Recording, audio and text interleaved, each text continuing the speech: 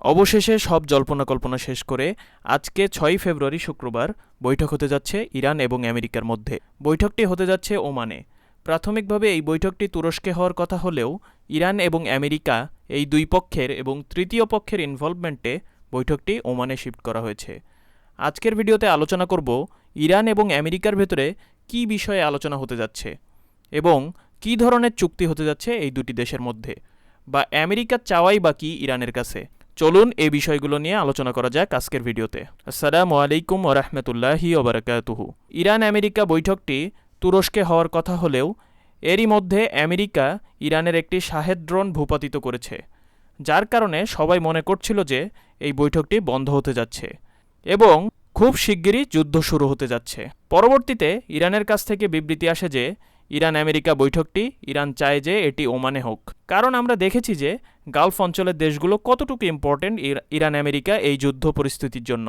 যেমন আমেরিকা তাদের aircraft carrier পাঠিয়েছে ওমান সাগরের কাছে এবং গালফ অঞ্চলের এই দেশগুলিতে থাকা আমেরিকার ঘাঁটিতে তাদের ট্যাঙ্কার বিমানসহ অন্যান্য ফাইটার জেটগুলিও পাঠিয়েছে আমেরিকা।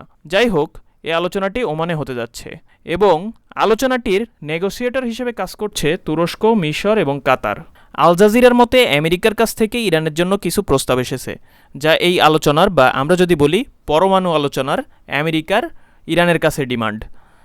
আমেরিকার প্রধান যে চাওয়াটি সেটি হচ্ছে ইরানের পরমাণু প্রকল্পগুলোর ইউরেনিয়াম এনরিচমেন্ট 0%-এ নিয়ে আসা। বর্তমানে ইরানের ইউরেনিয়াম এনরিচমেন্ট আন্তর্জাতিক সূত্র মতে বা সরকারি তথ্য মতে 60%। একটি পরমাণু বোমা বানাতে হলে সাধারণত ইউরেনিয়ামের এনরিচমেন্ট প্রয়োজন 80-90%, যার জন্য প্রয়োজন সেন্ট্রিফিউজের। তো এই সেন্ট্রিফিউজ বানানো এবং সেন্ট্রিফিউজ বানাতে প্রয়োজনীয় যন্ত্রাংশ এবং কিভাবে এটি সেট আপ, এগুলো সব কিছু নিয়ে ইরান কাজ করেছে এবং তারা সেন্ট্রিফিউজ বানিয়েছে বলেই ইরান আজকে এই 60% এনরিচমেন্টে পৌঁছাতে সক্ষম হয়েছে। তো আমেরিকার ডিমান্ড হচ্ছে আগামী 3 বছরের ভেতরে ইরান তার এই 60% ইউরেনিয়াম এনরিচমেন্ট 0%-এ নামিয়ে নিয়ে আসবে। 3 বছর পর তারা তাদের বৈদ্যুতিক বা বিভিন্ন ক্ষেত্রে ইউরেনিয়াম ব্যবহার করার জন্য ইউরেনিয়াম এনরিচমেন্ট 1.5% থেকে 2%-এ নিয়ে যেতে পারবে।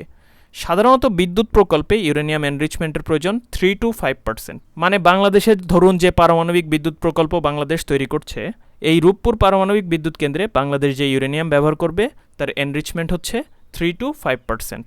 তার মানে এই বিদ্যুৎ প্রকল্প থাকলেই যে একটি দেশ পারমাণবিক বোমা বানাতে পারবে এমনটি নয়। তার মানে ইউরেনিয়াম এনরিচমেন্ট নিয়ে তারা বিদ্যুৎ ক্ষেত্রেও স্বাবলম্বী হতে পারবে না। ইরানকে বিদ্যুৎ ক্ষেত্রেও স্বাবলম্বী হতে দিবে না আমেরিকা, বা সঠিকভাবে নিউক্লিয়ার কারেন্টও তৈরি করতে পারবে না তারা। দ্বিতীয় যে বিষয়টি উঠে এসেছে সেটি হচ্ছে তাদের ব্যালিস্টিক মিসাইলগুলো বা তাদের এই ধরনের শক্তিশালী অস্ত্রগুলো তারা তাদের নিজেদের কাছে রাখতে পারবে না। এগুলোকে তৃতীয় কোনো একটি দেশের কাছে পাঠিয়ে দিতে হবে, যেমন রাশিয়া। এগুলো তারা তাদের প্রক্সির কাছেও পাঠাতে পারবে না, যেমন হিজবুল্লাহ বা হুতি, তাদের কাছে এই ধরনের অস্ত্রগুলো তারা পাঠাতে পারবে না। আবার তাদের কাছে যে গচ্ছিত ইউরেনিয়ামগুলো রয়েছে বা ইরানের যে ইউরেনিয়ামের রিজার্ভ রয়েছে সেগুলোকে তৃতীয় কোনো দেশের কাছে হস্তান্তর করে দিতে হবে।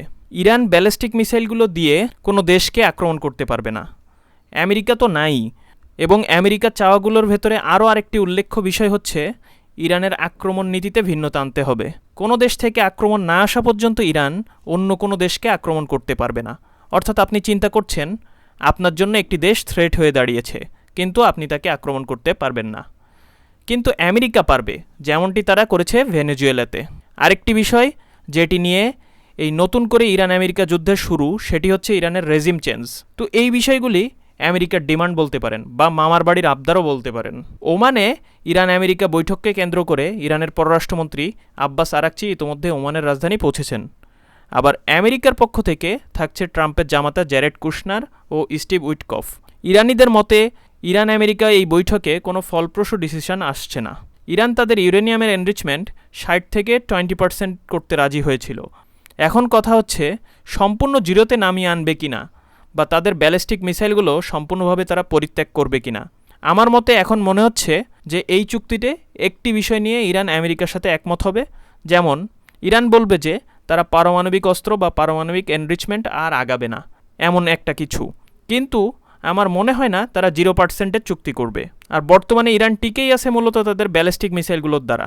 এ নিয়ে আমার মনে হয় তারা আপোষহীন থাকবে এবং ব্যালিস্টিক মিসাইল নিয়ে তারা কোনো চুক্তি করতে চাইবে না। আর রেজিম চেঞ্জের যে বিষয়টি সেটি নিয়ে ইরান হয়তো আমেরিকাকে আশ্বাস দেবে যে ইরানে যে কোনো ধরনের আন্দোলন বা এ ধরনের কর্মকাণ্ডে যারা অংশগ্রহণ করেছিল তাদেরকে কোনো প্রকার সাজা ইরান দিবে না। আরেকটি কথা যেটি আমি গত ভিডিওতেও বলেছি সেটি হচ্ছে এত সব প্রস্তুতির পর আমেরিকা কিছুটা হলেও দায়সারা আক্রমণ দেখাবে ইরানের ওপর, যেটি কিনা ইসরায়েলকে বুঝ দেওয়ার জন্য। আপনাদের কি মনে হয়, ইরান কি ইউরেনিয়ামের এনরিচমেন্ট 0%-এ নিয়ে যাবে, বা আমেরিকার এইসব মামার বাড়ির আবদার মেনে নেবে কিনা? জানাতে পারেন আপনাদের মতামত আমাদের কমেন্টে। আজকে এখানেই বিদায় নিচ্ছি। আরও এই ধরনের ভিডিও পেতে আমাদের সাথেই থাকুন। ডিফেন্স ডায়নামিক্স সত্য প্রচারে কুণ্ঠিত বোধ করে না। ভালো থাকুন, সুস্থ থাকুন।